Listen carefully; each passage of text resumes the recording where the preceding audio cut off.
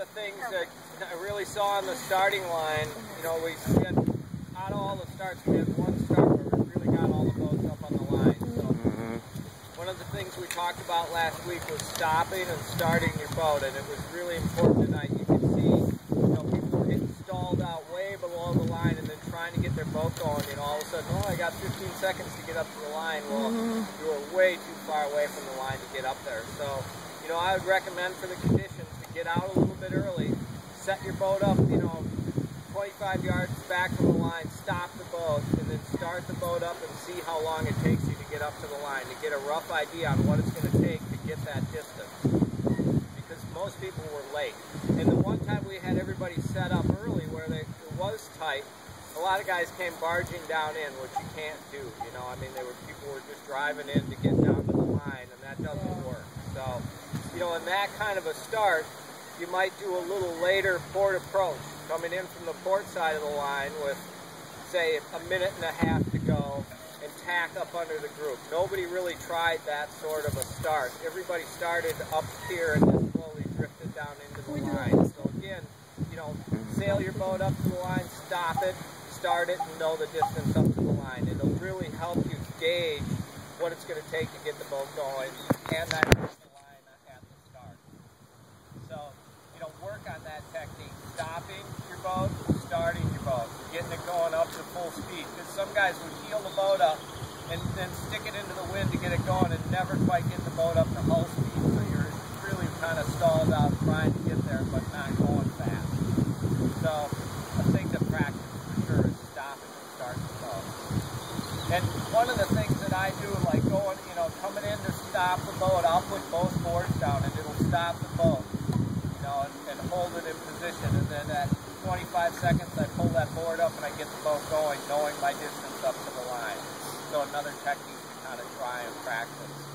The other thing I saw a lot of tonight was sailing upwind. You'd get the boats going, and then everybody, when the boat would heel and a puff would hit, would kind of stuff it up into the wind, and it would stall a little bit. And if you would look up at your mainsails all the way top to bottom, you could see quite a few guys were sticking the boat into the wind, heeled over, and the top of the main was luffing, so it wasn't full and accelerating. So you're better off, you know, you feel a puff coming, boat's starting to heel up a little bit, ease a little sheet, not much, you know, 2 or 3 inches, let the boat accelerate, you'll feel it accelerate, and then trim the main in and it'll automatically want to lift up. You won't have to do a lot of steering on the helm, you let the sail do the work and the acceleration of the boat will bring the boat up onto the wind. So again, it's a technique to practice. But get in the habit of, when you're sailing the boat, if it heels over, ease a little sheet and let the boat accelerate rather than stuffing up into the wind right away. While it is critical to have the boat on the wind, it's also really important to have it going fast, because then it'll automatically come up onto the wind.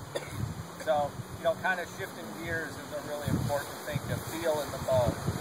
I saw a little bit of the boats, when you were tacking the boats, if you can be a little smoother on the helm, you know, they were a real hard tack, you know, boom, the boat's over on the other tack, and if you can glide the boat through the tack a little bit smoother, you're going to gain some distance. So windward through the tack, and you'll come out of the tack powered up and going fast, but it needs to be smooth, you know, it's not a matter of just slamming the thing over to get on the other tack, you got to glide through a little bit, and so just slow down a little through the tacks and be real smooth.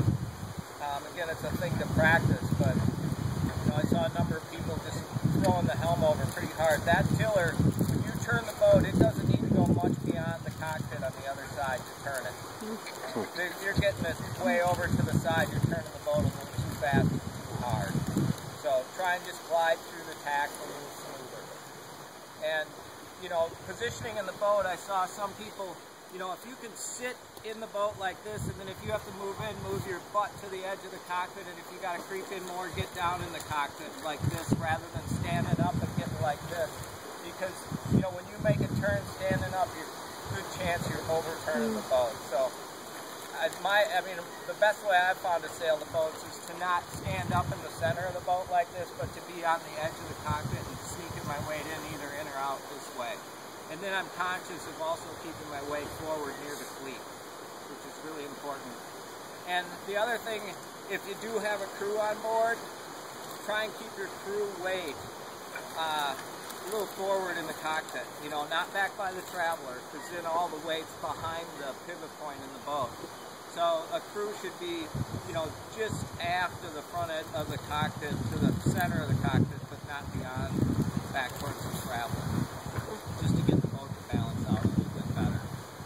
But some of what we were trying to talk to you guys when we came up to you was bow down, ease the sheet, get the boat going. You know, again, when you feel that boat stalled out, boat's slowing up, you know, and coming in, because we had some holes out there you could sail into, you know, and then the boat's, everybody's shifting their weight in.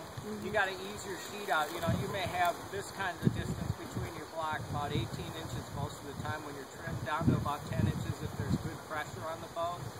And then when it goes light, you might have 20 inches of sheet out, and you're going to be bow down, and you just want to feel that boat accelerating. Until you feel that boat accelerating, keep your bow down. Once it starts to accelerate and you feel, okay, I can shift a little bit of weight up, then you're backing on your sheet slowly, 3 or 4 inches, and the bow's going to just slowly come up, you know, 3 to 4 degrees. But let the boat accelerate. There was one race, the race that Woody won out there, he was just reaching around the course. He never tried to pinch. He just was footing around, and he was going fast. It's the only way he got on it, everybody, because he just he has a new boat. Yeah. But he did a good job. That's what we. No, I know. I'm kidding. He kept his boat just footing around, and it was really important tonight. That's the difference between Jimmy and Andy. Andy would be saying it's because Woody had a new boat. That's why he beat everyone. Yeah. No, we just gotta say that. He did a nice job. I mean, he tacked up here on the fleet, and everybody was pinching up like this, and he ended up just being, he didn't put a lot of distance on, but he was able to get across the group because he just kept his boat going fast. So be conscious of really, you know, when you feel the boat accelerating, let it accelerate before you pitch up to the wind. And look at your sail top to bottom. You know, a lot of people, it looked like we're looking at the bottom half of their sail, and that was trimmed okay, but the top was lumping because you were pinching a little bit and a little under trimmed on your main sheet. So kind of get in the habit of looking all the way up your sail. You know, it's easy to trim the bottom part and the top might not be set up right. So watch your whole sail. And be looking up the lake. You know, I mean, there were times the breeze started to fill from this left side. The pressure was coming in, you know, so if you stood up, we could see it in the pontoon boat, obviously. Yeah. You know, it helps to, you know, before the start, I always stand up and look around, get a feel for where the breeze is coming. You know, under a minute, then I'd sit down and get in position. But, you know, under 3 minutes or so, no matter what the sequence is, stand up and look around so you get a visual of what's happening up the lake. It's really important. And I do the same thing, you know, I come into the weather mark and I'll take a second to stand up and look around to see, you know, where the puffs are starting to come down, whether it's going to pay to jibe right away or to just carry on going down the breeze. And one of the other things that I noticed a lot of people did is they came around and heeled the boat to windward, which was good with 2 on board, but you got to switch the boards. The leeward boards were down a lot. So pull that leeward board up, just be real conscious of that, so that then it frees that side of the boat up to track downwind nicely. But other than that, I thought everybody looked pretty good out there. You know, I mean, after we did a few starts, the group tightened up, which was nice. But everybody's got to get a lot more aggressive on the starting line and know your distance to get your boat going. It's so critical to get on the start clear and sail in clear air right away. So you know, you want to be aggressive there.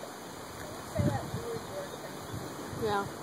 Well, people would jibe and put their weatherboard down, but they didn't pull the leeward board up. They were going down?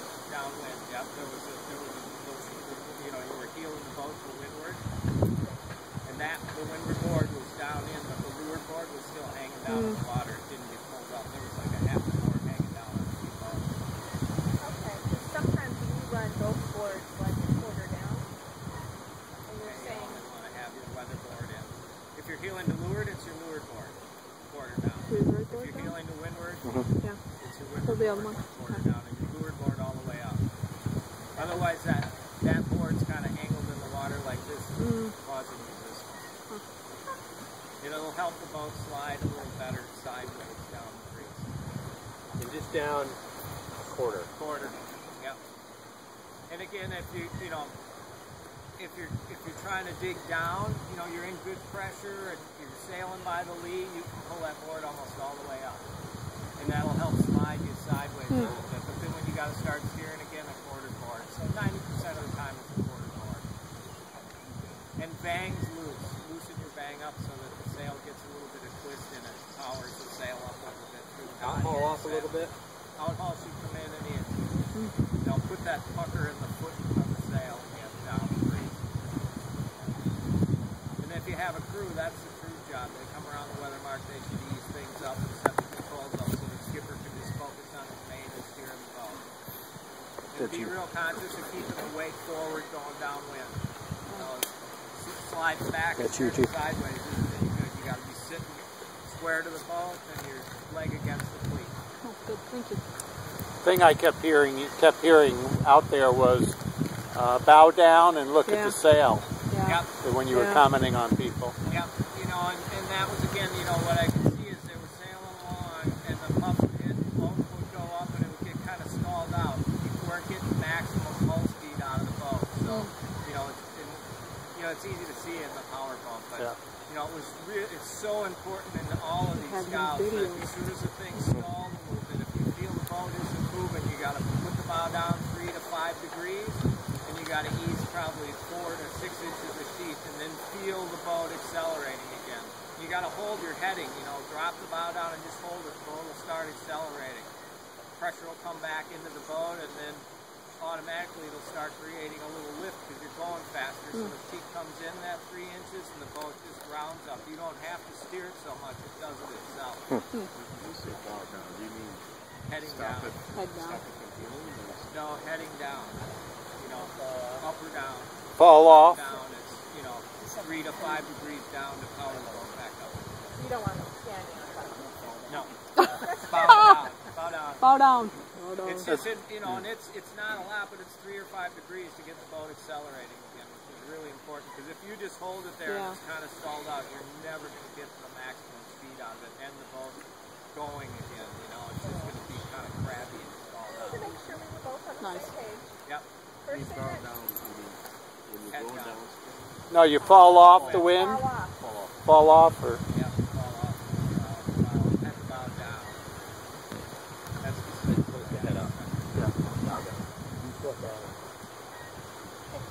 You're not going down, then you're just going a little further off of it.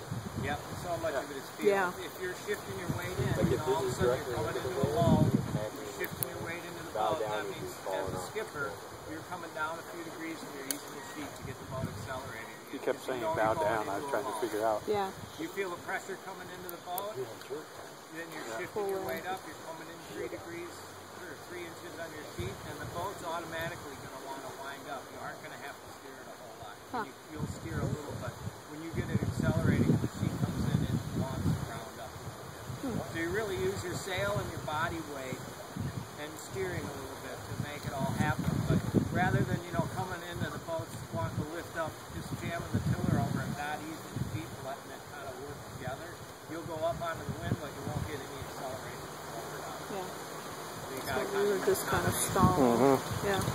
Yeah. And it's important to watch the main top to bottom, because there were That's a lot what we of don't times do. tonight You watch the majority top. of the fleet was sticking the boat What do into you the do? wind and I watch the top of the sail. telltales, but see, I don't need that. I've noticed that And before, you know, I just think you gotta get in the habit of looking all the way up at the whole sail. and I didn't know what to do with it. Laughing So, at Sounds like so yeah, the point is now I know what to do. Yeah. You can't really point unless you have that speed. Correct. Ah. You gotta be up to full speed, you know, boat's accelerating, the sail's powered up, and then up onto the wind. Right. So there's really, I always thought of it like as you just, your sheet and your rudder and your heel, how much heel you've got, but really your speed is the other factor. Yep. You know, and if you just pleated your main and you steer it around out there, you can point the boat on the wind all day long, but you won't get the acceleration out of it. And once you get that acceleration, it creates a little more lift than you would get if you just put it on the wind.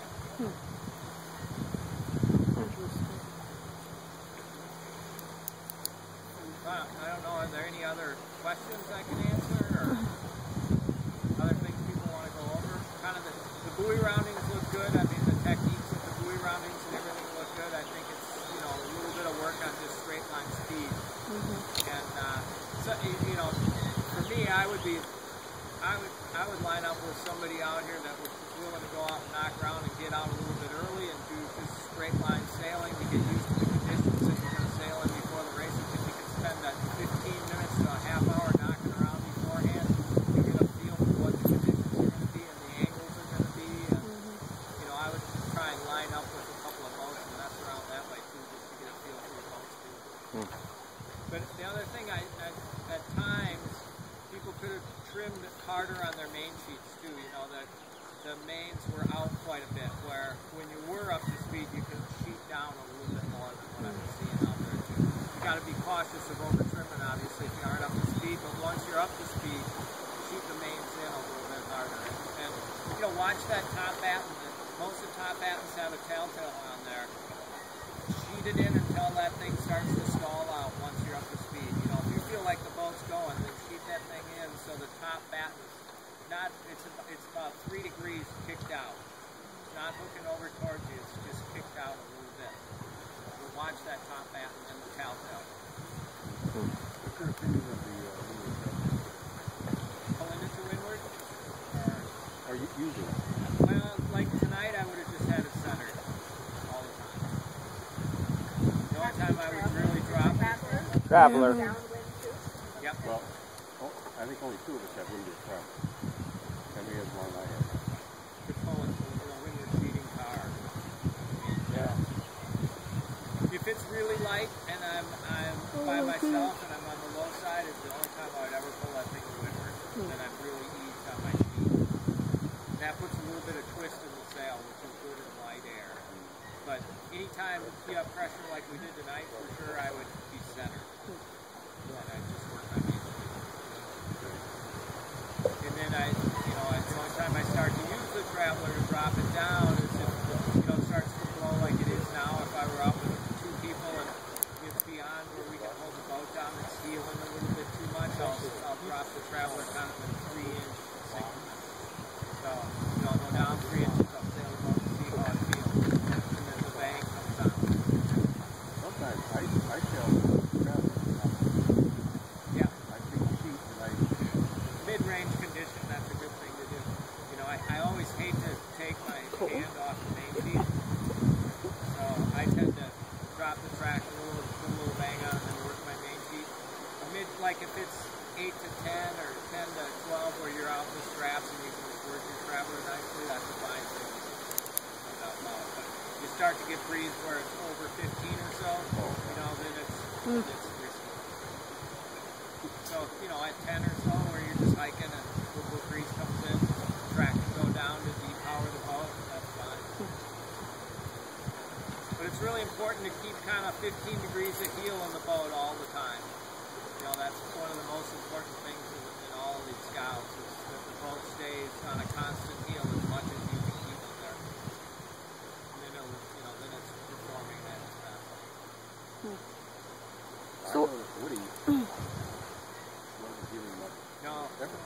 Yeah, I don't think he wants to move side to side too much. I think he's just getting comfortable with Yeah. the boat. Right. Yeah. You know, because he's just figuring it out. So I think for him it was more about just being on one side, getting the boards down, and getting comfortable with the boat. Yeah. He was talking about, after the last race, about having trouble manipulating the board. Yeah. He didn't get what was going on there. So. Yeah. Well, it's a bit of a challenge for the new boat too, because the board up and the board down are right next to each other. So you got to get used to pulling the right one. And When you can't see them. Right, you can't see them. Yeah, that would be like, Well, because you can't see them, so you, Ah! yeah, Yeah. yeah, yeah. Hey, but I had a board man right here. Yeah. He was Good right board on. man. Nice to He have. was Nice. right on every step. Right there. Good for you. How come you didn't win every time? Must have been the steering. He was a skipper. The skipper.